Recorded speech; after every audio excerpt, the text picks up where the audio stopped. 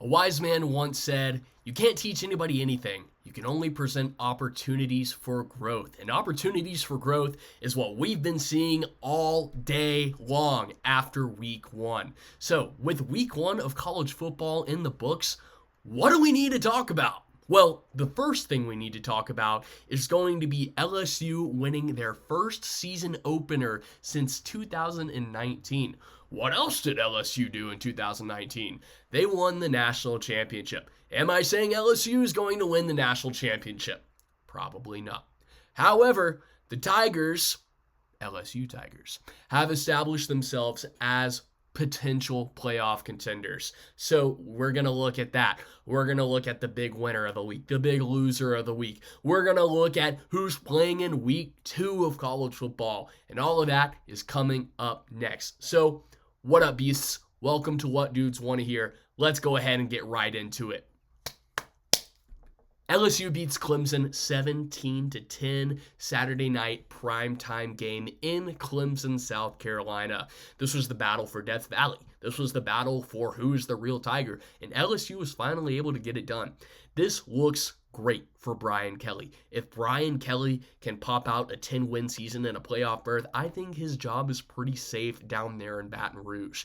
Granted, it is very much a privilege that we can look at a team like LSU and say, oh, if you get 10 wins in a season, that would make your job safe. You can get us to the playoff. That's very privileged to say, but LSU, with having won a recent national championship, with having 2 recent national or Heisman winners, that's something you can afford to have, and they were able to get that this week. And so Brian Kelly can finally put those slow starts behind him. He won't have to bang on any more tables and press conferences. He can just do what he wants, and hopefully what he wants is getting LSU to win more football games. But where do we go for Clemson in this scenario? So now for Clemson still has a path to the playoff. They play in the ACC, which is most definitely a easier schedule for actually getting to the playoff, but we also have some more contenders in the ACC now.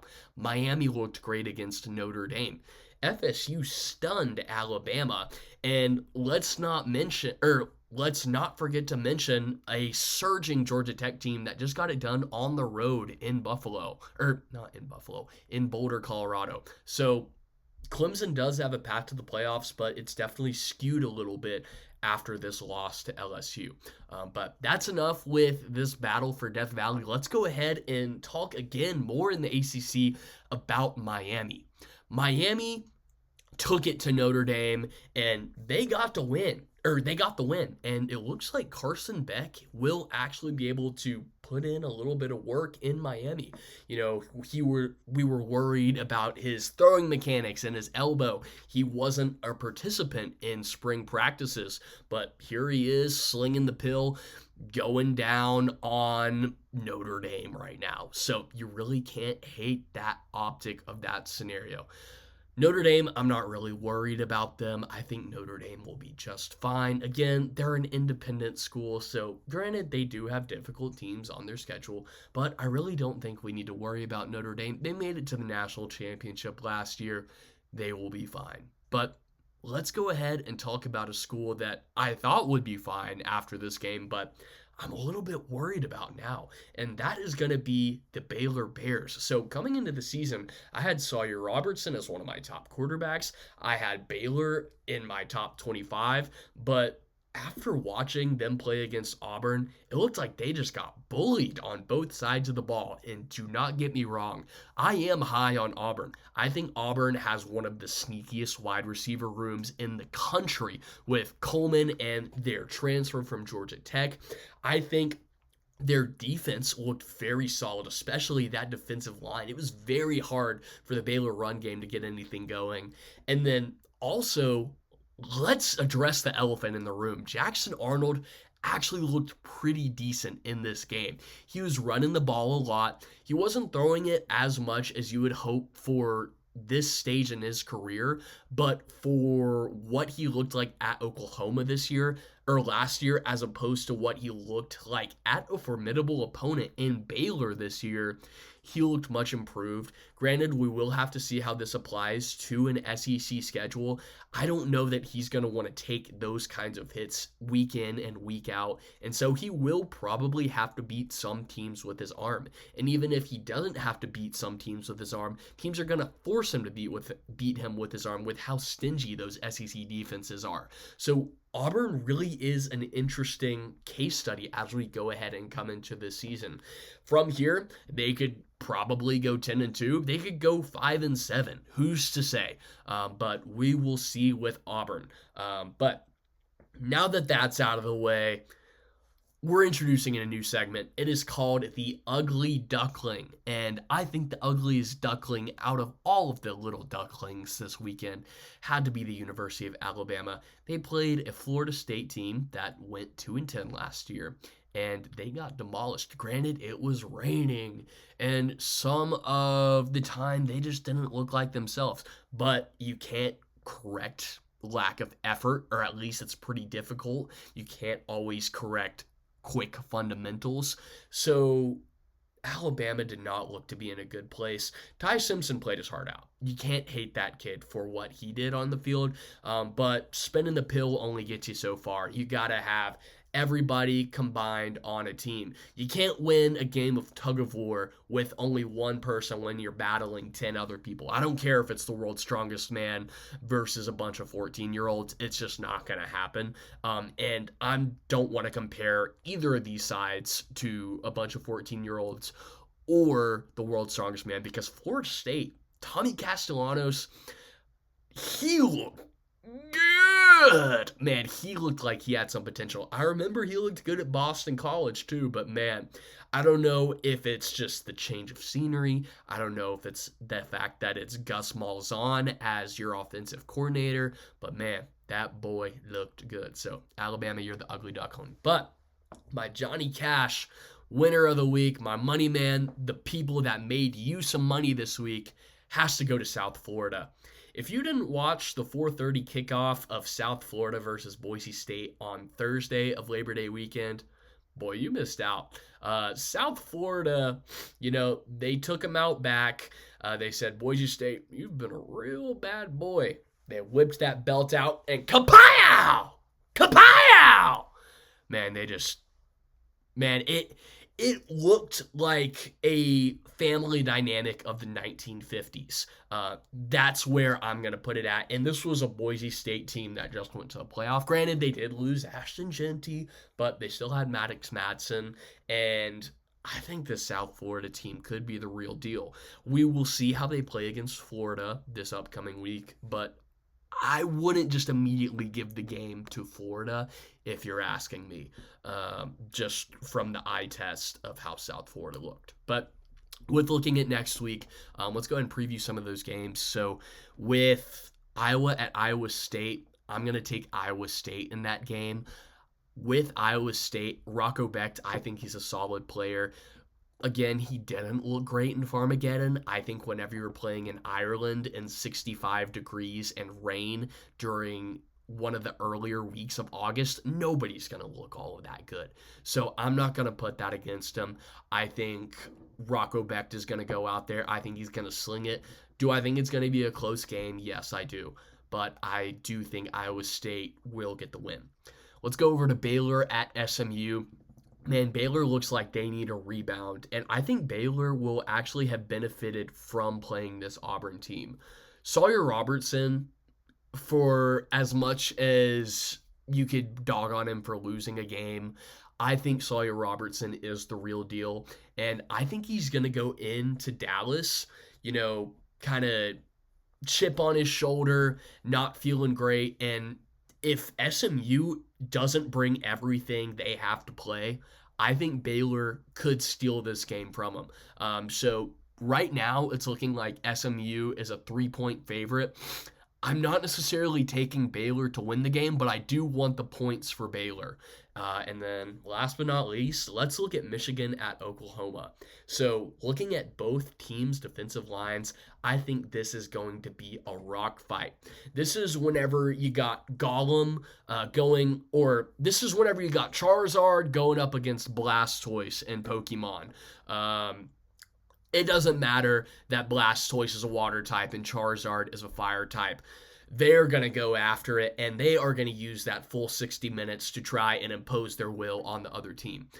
What I think this game comes down to, though, is I think both teams are going to be able to stop the opposing running attack. So I think John Mateer is going to have to outduel Bryce Underwood for this game to be an Oklahoma win. And I think he has the capability to do that. So I am going to take Oklahoma in this game. However, don't get me wrong, I am very high on Bryce Underwood. If you didn't watch any of that film from them playing New Mexico, Bryce Young looks like he brought out a string, planted it in the ground, and then put the string in his wide receiver's hand and then just slung the ball along the string. That boy was throwing laser beams to his wide receivers. I don't know how effective that is going to be with that strong linebacking core that you have at Oklahoma. Your Kip Lewis, your Sammy Osamashamasha, however you say it. Give me Oklahoma. I think it's going to be a good game nonetheless, and really excited for Saturday night in Norman. But with that being said, today on the podcast, we have a special guest. Ben Bridges is back to share his takes on the weekend. And so thank you all for listening. We're going to go ahead and send it to that conversation. All right, guys, we're back. And if we're back, we got to be back with Ben. Ben the man, Ben the legend, Ben the myth. Well, he's not a myth today. We got him here with us. And Ben, man, it might have been a rough weekend for you. What school do you consider yourself associated with? Alabama. Okay. What happened to Yeah. the University of Alabama this weekend? Well, first off, Ethan, I would like to start off by saying this. Some of y'all owe Jalen Milroe an apology. Uh, we're not good. I think we're talented. I think we've got all the physical tools we need to be good, but we're not. We lack the mental side of the game, and it's killing us right now, and it's very apparent. Um, and Ethan, you asked what happened, and we got bullied. If you watched the game, which I watched every soul harrowing snap of that game, and we got dominated physically, mentally. I mean, they were the better team that day. Do I think they're a better team overall? No, but they whipped our tail, and there's nothing else to say about that. So if they're not a better team overall and they still manage to, as you said, whip your tail, where does Bama go from here? Man, I think the only way you can go is forward. You can't dwell on the past, obviously. I know a lot of my fellow Alabama fans are calling for Kalen DeBoer's head, but I don't think it's time for that yet.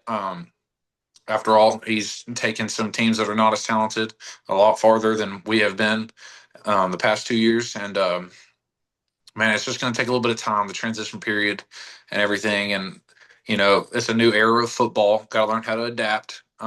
Specifically, I'm talking about NIL and transfer portal. But man, we're missing the classic Alabama mentality. And, I go through and I watch these practice videos and on Twitter and everything. And one thing I just, there's a lack of sense of urgency. Maybe that would be the term, or physicality. I don't know. But the mentality is not there. Um, so I'd like to see him, break it down from the beginning and just get back to Alabama football. I mean, just because Saban's gone does not mean that the program has to, completely change who they are, And I think we're struggling. Everyone's focused on filling Saban's shoes rather than we should be focused on, continuing on his, not to sound cringy, but his legacy, you know what I mean? And what he instilled and what the kind of program that he built. Like I said, I'm not calling for Kalen DeBoer's head. I think he's a great coach. He has a different coaching style. But we as a program and the players, we gotta, peer leadership. We gotta set the tone, man, and that's what it comes down to. Well, and what you said about setting the tone while also realizing this is a Kalen DeBoer led team. This isn't Nick Saban. He has an Nope. office in the building, but he's not doing any coaching. And whenever you are taking over for a legend like that, even though you are inheriting a great program, even though you are inheriting great players, while some did leave for the transfer portal, you still have to address the fact that, hey, I'm not Nick Saban. You might not want to expect Nick Saban results just yet. Am I giving him a clear pass for losing to Florida State? Not necessarily, no. Florida State, after all, was a 2-10 team last year. Will they be a 2-10 team this year? After watching them on Saturday, I do not think that's the case. But it's still the optics of the entire situation. And we need to realize that, again, it's a new era. So Steve Sarkisian said it best: you don't have to go undefeated to win the national championship. Ohio State lost their second biggest game of the year last year and still won the national championship. So all of that's to say is, Bama fans, I don't think you should riot right now just because Kalen DeBoer hasn't taken you to the mountaintop and you're expecting a Nick Saban-esque performance. You're not going to get that yet. The only person I think that could possibly bring that to Alabama specifically right now is Kirby Smart. And Kirby Smart's at his alma mater. He's not going anywhere. So, Bama fans, I hate to establish this new normal, but that's where you are right now. And sometimes you just got to build a bridge, get over it, and suck it up because it's not going anywhere. So, any thoughts, Ben? Man, I'm on the same page as you. And I said this to a buddy the other day, who's also an Alabama fan. Is dude, Kalen DeBoer has the hardest job in college football right now, By a and mile. that's and by a mile, it's not even close. You know, you're not only coming from a different conference, but you're coming in and filling the shoes, or not even. I wouldn't even say filling the shoes. You're taking the place of the best college football coach to ever coach, um, with perhaps the most. I'm going to say this lightly. We're probably, I don't know if entitled's the word, but the most demanding fan base out there. For the longest time, the standard was national championship for us. And like you said, we're not there. We're not there right now, and it may take two or three more years, depending on how patient we want to stay. But once again, you bring another coach in, it might just restart this cycle of figuring out who we are as a team now that Saban's gone. Um, and yeah, I mean, it's just got to break it down, got to get back in it, got to play gritty, hard nosed Alabama football. And we have to run the ball, dude. Our offensive line, I mean, man in the arena, I'm not out there in pads, but just doesn't quite look the same. Yeah. Well, if we're looking at Alabama's schedule right now, it's not necessarily an easy one. You're playing at Georgia. You're playing at South Carolina. That's a difficult environment to play in as much as people want to claim it's not. You're playing LSU at home, which is favorable, and you have Auburn at home, which is also pretty nice. But even wait, no, actually you're playing at Auburn. My apologies. So with this schedule, if we're seeing a loss at Georgia, a loss against LSU, a loss at Auburn, how do Bama fans react? What if it's a 7-5 season? What if it's an 8-4 season? Is there any way to calm the fan base down? Man, I can't speak for other fans, and this might sound a little arrogant, but when people haven't played sports at a high level, whether that be collegiately or whatever, like a few of us have. I was lucky enough to do that. People, you got to come to terms with the reality of the situation, and this all ties back to what we just talked to. We're gonna have to be patient, and there's not this instant dopamine hit of watching us crush everybody anymore. It's not like that anymore. College football is not It's Instagram not. Reels. No, not at all. It's not any of that. And what I would say as of right now is it's a very real possibility that we could be a 7-5 team after watching week one. But you know, I think that if we just focus week by week, win this week, win this week. It's so easy to get caught up in those, big matchups that are coming. Everybody wants to beat LSU. We don't like LSU. We don't like Auburn. We don't like Georgia. It's so easy to get caught up on all that we overlook the ULMs and the Missouris and all these teams that are a lot better. Well, not ULM, but Missouri's going to be better than Florida State. And like you said, it's a tough schedule. We play in the toughest conference in the nation, and we're gonna have to take it week by week. We can't overlook these teams anymore. And even during the Nick Saban era, dude, we had some close games against some not great teams, but we were lucky enough to and good enough to get out of it. And now that's not the case anymore. So, man, 7-5 is more on the realistic side than not realistic anymore. If you would have told me that 10 years ago, I'd have said you're crazy. But now, man, you just got to be patient and hope the coaching staff, implements a good game plan, and most importantly, hope the players, lock in and wake up, smell the roses, man, because we got to kick it in gear.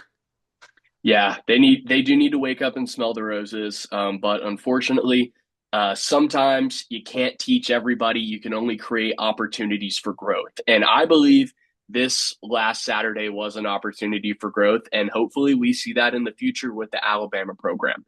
But let's go ahead and shift gears a little bit. Let's go ahead and talk about that Ohio State versus Texas game. Just immediate reaction. This looked like Revenge of the Sith, Anakin Skywalker versus Obi-Wan Kenobi. Absolute battle from back and forth, back and forth, back and forth. And eventually, like any lightsaber battle, somebody's probably going to win. And in college football, somebody's probably going to win. And it just happened to be Ohio State. Do you think that this was a clash of the Titans? Or do you think that Texas needs to regroup? Or do you also think that maybe Ohio State is just that dominant?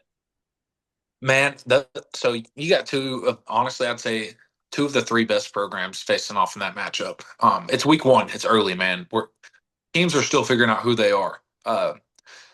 Two really young quarterbacks at the helm for both of those teams. Julian Sayin, who honestly I think looked pretty good, and Arch, who maybe not the best game he's ever played, but he's still young, dude. He's still developing. If I'm Texas, maybe I have a glass half full approach.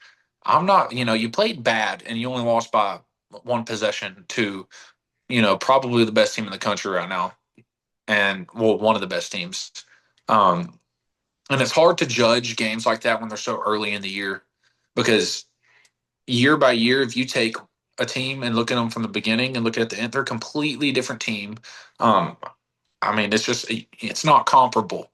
And if I'm Texas, I'm staying calm, man. That's a one possession loss against, the number 3 team in the nation at the time. And, you know, trying to look forward. And, Arch looked a little shaky at times. He had this weird, sidearm throwing motion that he was doing. I don't know if He they're had some hiding accuracy problems. Yeah, man, he was kind of sporadic at times. Made some great plays, but I expect, and I think that Arch will, I think he'll settle in and he'll have a good year. On the flip side of that, Ohio State, man, you got to be excited. Dude, Julian Sayin, I think is going to be really good. I've been waiting to see him on the field. If you remember, Julian was supposed to go to Alabama. I think he spent a semester or two there and then transferred. But I'm excited for him, to see him play and wish him the best of luck and everything. But man, Ohio State looked good. Their defense looked pretty dominant. And what do you expect out of them? Jeremiah Smith, maybe not his best game, but when they're arguably the best receiver in the country, they're going to throw everything they have at you. And it's like I said earlier, it's early. Still figuring out who they are. And I do think that Ohio State and Texas will both be in the playoff this year. Yeah, I completely agree with this point. I think for Texas, this is just a case where somebody had to lose and it just Yeah. happened to be Texas. I think if you play this game 9 more times, Texas is going to win 5 of them, Ohio State's going to win 4. Yeah. And that's just the bottom line. If you look at the statistics of this game, it looks like it kind of feels like whenever you study really hard for an exam and you show up on exam day and you do every little trick, you do every little strategy, and you walk out of the exam with a D. And Yeah. that's just unfortunately what happened to Texas. If you look at the statistics, Texas outrushed them. Texas pretty much outpassed them. Really, the only statistic Texas didn't dominate in was the actual scoreboard. And It's considering this game is more inclined to score people on touchdowns rather than rushing yards, you have to take that into account. But I 100% agree with your notion that Ohio State and Texas are going to be in this thing. With this new expanded playoff, the Ohio States, the Texases, the Georgias, the for forgive me for right now, but the Alabamas, the Oregons, those kinds of teams are going to be in the playoff every year, whether you like it or not. And this is just a stepping stone for them. yeah. I think with Arch Manning, I think the hype was overdone, but I don't think the hype was overdone because he's a bad player. I think the hype was just overdone because of the name on the back And of his that's not his jersey. and that's not his fault, man. It's not his fault at all. And people, you see on Instagram, dude, all these keyboard warriors talking about he played in two-way Louisiana football. Man, you know how many dominant players in college football right now come from small schools? You know, these guys can come out of anywhere. Yeah. Sure, more of them are going to come from the big schools, the Dallas area, juggernauts or, whatever you want to say it. South Florida, Yeah, Georgia. South Florida, Georgia, great, California, all these great football scenes. And like you said, man, it's not Arch's fault. His last name is Manning. In fact, it's not, I think personally, I think he's going to be really good. And whenever he's a little young right now, in the grand scheme of things, in college football, quarterbacks can be pretty old. And I think he's only 21 or 20 right now. I think he's 21, but I could be wrong. Don't fact check me. But dude, he's got a lot to look forward to, and Texas has a lot to look forward to with him because unlike Quinn Ewers, Arch can also run the football, and he runs it well. Physical, he's not slow. He's right now. You would write him down as a dual threat, but dude, if he develops the passing game and the savviness a quarterback has with when to throw the ball, when to get rid of it, when to force a throw, when not to, man, they're going to be hard to beat. Especially with their running back Wisner. Man, I think he averaged 5 yards a carry that game. I don't know why he didn't get more touches. Also, don't know Sarkisian's game plan. He's he's the best offensive mind in the country. He looked a little bit off his game. I don't know if he was playing on the conservative side, trying to figure Arch out, let Arch get comfortable. But man, looking forward, I expect Steve Sarkisian to really ramp up the offensive play calling because he's got the tools in the bag, and I think he's going to use them. So, Well, and I almost wonder if Steve Sarkisian wanted to stick to a more conservative system of play calling, knowing that if they win 9 more games this season, they're they might pretty see much Ohio State again too. exactly. So I think that is something to consider, especially when you are looking at one of the best coaches in the game right now. And so, yeah, but with the two of us, we are obviously connected by both being from the piney woods of East Texas. And right now, there's one guy from the piney woods of East Yeah, but Texas that we are both familiar with that happens to play in Atlanta, Georgia at Georgia Tech. Ben, I want to hear your thoughts about Haynes King this week. dude, Haynes King is the human embodiment of an 18-wheeler on a football field, man. You can't say enough about the dude. He may not be the most he's tall and, he's strong, sure, but he's not the fastest guy out there. He doesn't have the strongest arm out there. But one thing about Haynes King is he's going to take that football and he's going to run directly at your throat. And he could break your ankles or he might as well, probably will just run you over. You go take a look at all of his, the design QB runs. He's not bouncing it out to the edge every time, dude. He's running straight at you.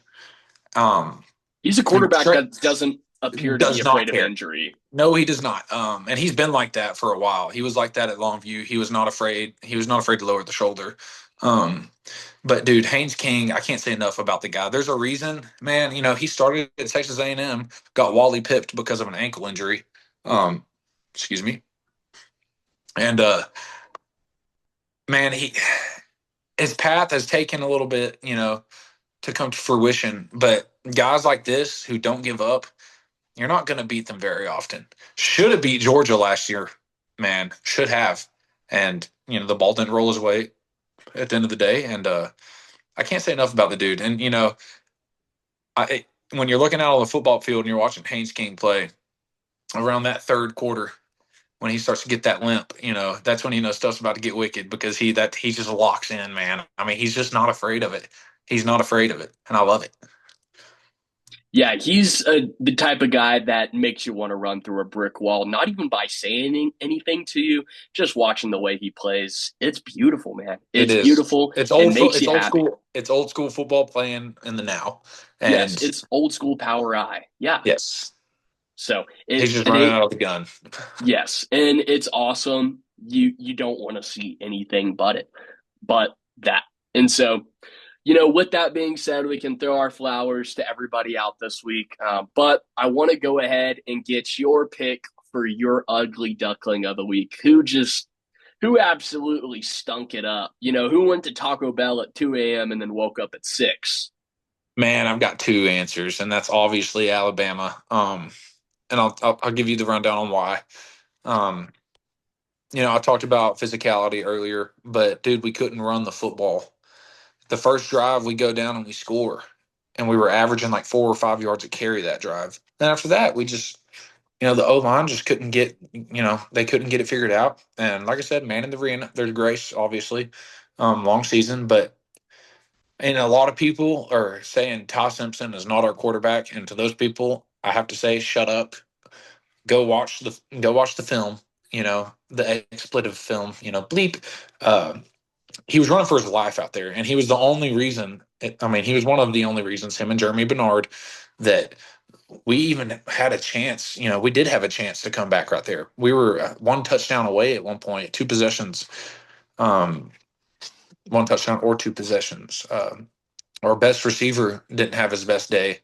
Ryan Williams. I do love that guy. I love the fact that he plays for us and he's very electric, and I can't wait to see what he does. But didn't have his best day, and Ty Simpson, and truly, and I mean this, like just watching that game and watching the grit. I don't care. It's done at this point. But looking back on it, I appreciate the grit that he showed. And this guy's a career Alabama guy. He has set behind for however long he's been there, and now it's his turn. And I'm excited for it. And like I said, I don't care about the performance at this point, but the intangibles that he showed, he didn't make a scene whenever he was running for his life the whole time. He wasn't blowing anybody up. He kept his composure, dude, and he just had his nose on the grindstone. And so I'm excited to see him go. And we didn't have Jam Miller, and I think that was honestly meant a lot more to that football game than a lot of people realize. Missing a few of our D tackles, our dominant rush guys, run stoppers, but it's not an excuse. Um, we didn't look good, and I'll leave it at that. Second ugly duckling, North Carolina. I don't know what I was expecting with Bill Belichick, but it wasn't that. I think Max Johnson should have been starting anyways. Whoever they had starting in the first place really couldn't get anything going. Max Johnson comes in off of his leg injury. He almost got his leg amputated, and now he's still playing football. So that's really awesome. He threw a touchdown pass to his brother. But their defense in the second half, man, was just non-existent. I mean, you might as well have thrown 8-year-olds out there.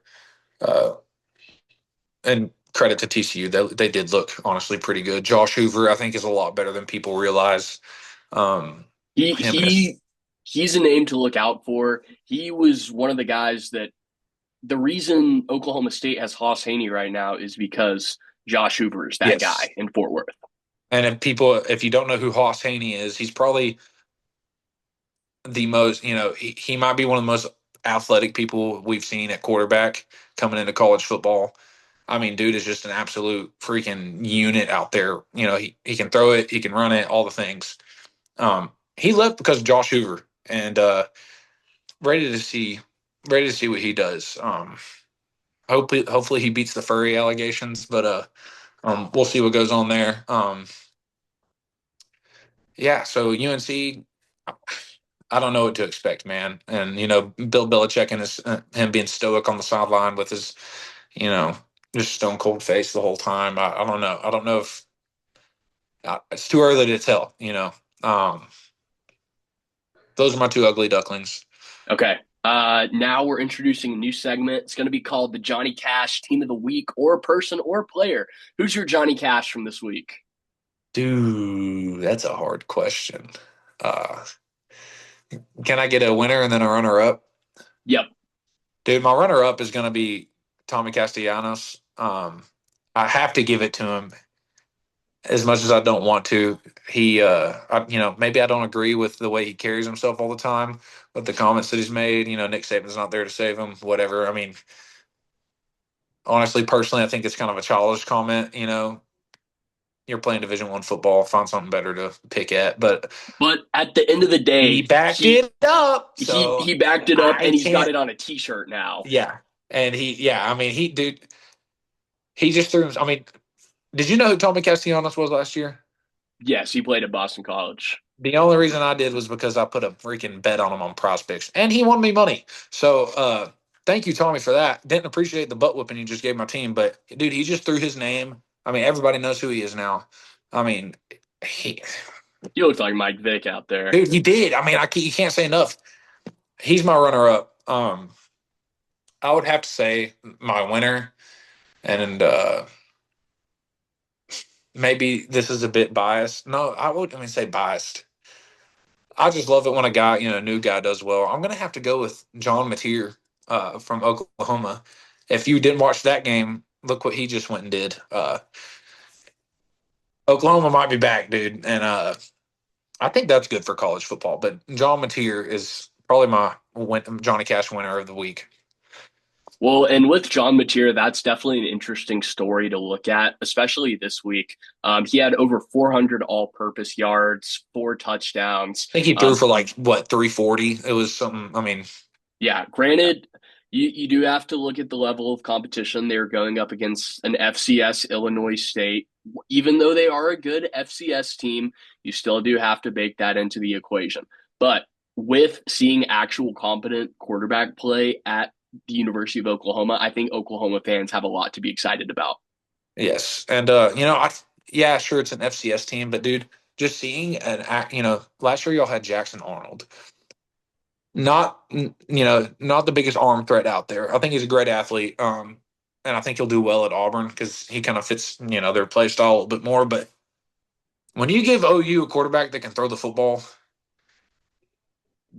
good bad things are going to happen if you're playing them. They're going There's to. a different kind of magic that Yes, comes out. like OU is honestly, in my opinion, they're kind of like the staple of air raid in college football, and they have been for a while. When Jalen Hurts went there, dude, he started throwing for way more than he ever threw for at Alabama. I mean, they know how to throw the dang football over there. And then your defense is typically usually okay, if not better than okay.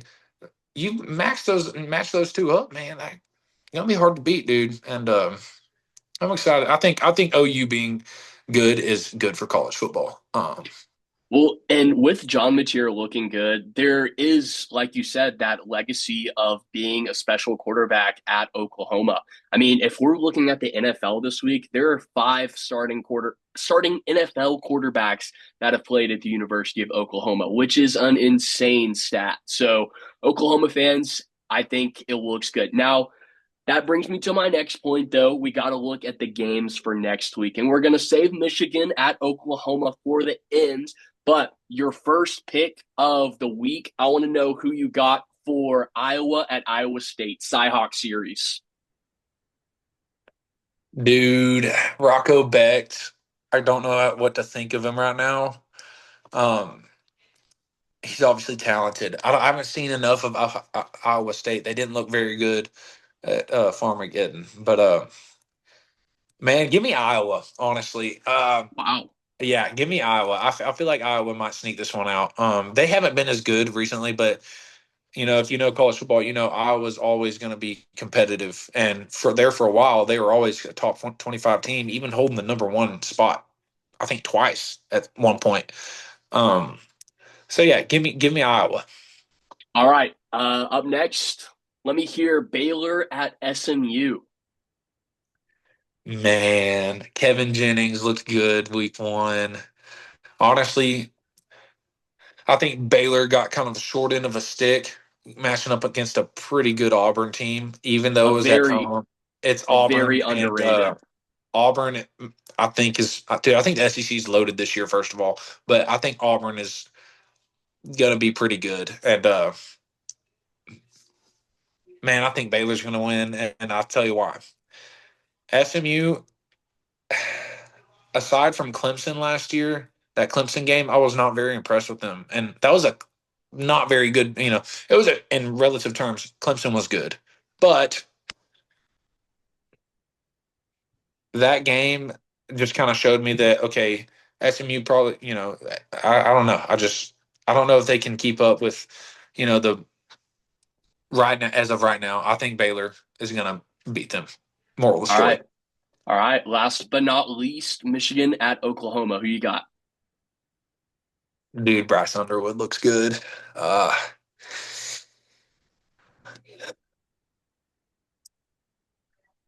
don't think Michigan is as good as they typically are after watching that game. But Bryce Underwood, if you didn't watch him, is a machine. And the ball coming out of his hand, and he's a true freshman. I mean, he's going to be hard to stop. Give me Oklahoma simply because the fact they got a dude that can sling it now, and I think Oklahoma's hard to beat when they can throw the football well. That's it. That's that. Yeah, I agree with you. I took Oklahoma in this game, but if this was at Michigan, I would probably be Might be a singing a different different story. tune. Might be Yeah. a different story. So I think if Oklahoma wins, it's going to be because of the crowd behind them. I think if Oklahoma wins, it's because they are able to force Bryce Underwood into some mistakes. You're probably not going to be Yeah. seeing some of those advanced coverages that you're seeing against the University of New Mexico that you're going to see at Oklahoma. You're not going to see five guys looking like they're about to come out the quarterback whenever only three are actually rushing him. So give me Oklahoma, but it's going to be a close game. I I think think it's it's going to going to be a be a rock shootout. fight. Yeah, I Yeah. think it's going to be a shootout. I think if John Mateer can limit the turnovers, dude, I mean, that's such a blanket statement. Everyone says the turnover battle, but truly, Oklahoma's going to throw the football. If he can just not throw, if he keeps the interception count under 2, I think Oklahoma wins. All right. Well, we'll get to see it Saturday. So, with that being said, that is going to go ahead and come to the end of today's show. We appreciate you all for listening. For me, for Ben, we're signing out. Thank you guys so much for listening. We'll see you Saturday.